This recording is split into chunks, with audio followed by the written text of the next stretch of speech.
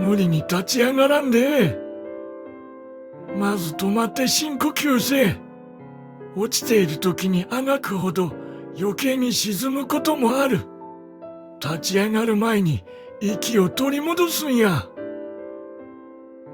悪い未来を想像するのを一度やめること。どん底では想像が現実の何倍も暗くなる。未来は見んで。明日の心配より今日の呼吸や。食べる、寝る、日の光を浴びる。この三つだけは切るな。生活の土台が折れると心も折れる。どんなに沈んどってもこの三つは最後の糸や。